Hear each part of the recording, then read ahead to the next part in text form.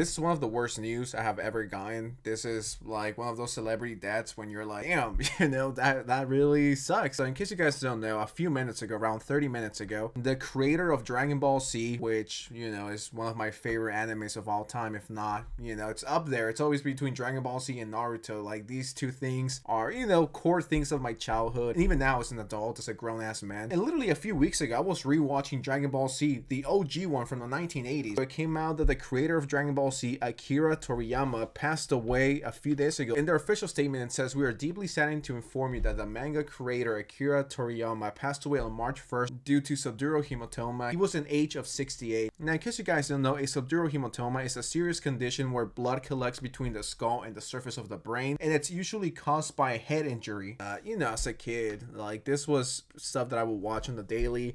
Growing up in Mexico, it's like, you're bound to watch Dragon Ball Z if you're Mexican. Like, that's not even a question. And watching Dragon Ball Z, at least in my experience, is one of those things that you can go to any school. And something that you could always talk about is, yo, do you like Dragon Ball Z? And who's your favorite character? And what do you think of Goku? What do you think of, all of these other guys? It's one of those things that really connected. I mean, at least for me. As a kid, I watched Dragon Ball Z all the time. My mom would get me the action figures, the shirt. Even for Christmas this year, I got a fucking Dragon Ball Z shirt. One may say I was a bit obsessed with Dragon Ball Z. This guy made a big part of my childhood. It's millions, if not billions of people that have been impacted by him and his work and his art. And everyone's just telling their condolences.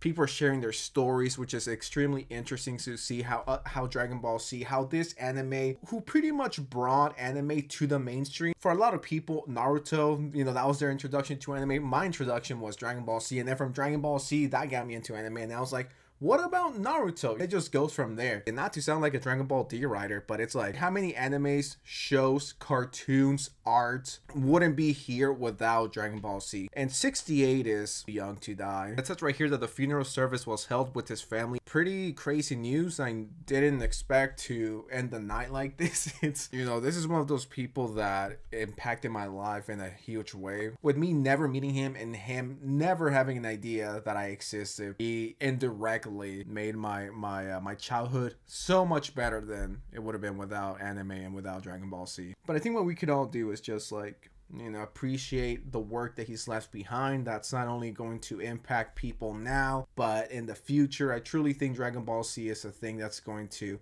be enjoyed by millions of other people in 10, 20, 30, 40 years. I think it's one of those shows that generation after generation they're going to keep watching. I don't plan on having kids, but if I did, Dragon Ball Z will be an instant must watch. As soon as you come out, Dragon Ball Z part 1, let's do it. We're going back to the 80s with this one. I guess this is the part where I ask you guys, what's your favorite Dragon Ball Z character? Like, what's your favorite memory? I know mine instantly goes back to my mom used to pick me up from elementary school, and like the first thing I would want to do is sit down, watch Dragon Ball Z, and then eat, or sometimes eat really fast so I could go watch Dragon Ball Z on the TV. Because back then there was no streaming. It wasn't on Crunchyroll. I mean, this is the early 2000s. We didn't have a million streaming services like Netflix or Crunchyroll or YouTube where you can just watch it whenever you want. Like in 2004, 2005, like you had to be there at a certain time on TV so you can watch Dragon Ball Z. Whether it was the reruns or whatever, you had to be there at a certain time. Not to get corny or anything, but Dragon Ball Z is something that I'm always gonna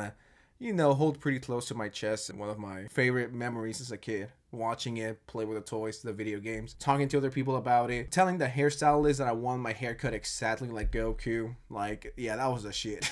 I don't know, I just wanted to talk about this. Kind of a weird video to make because I never make stuff like this, but it's pretty fucking tragic. Rest in peace, and thank you for all your work. Thank you for making everyone's childhoods. And yeah, I don't know, just want to say that.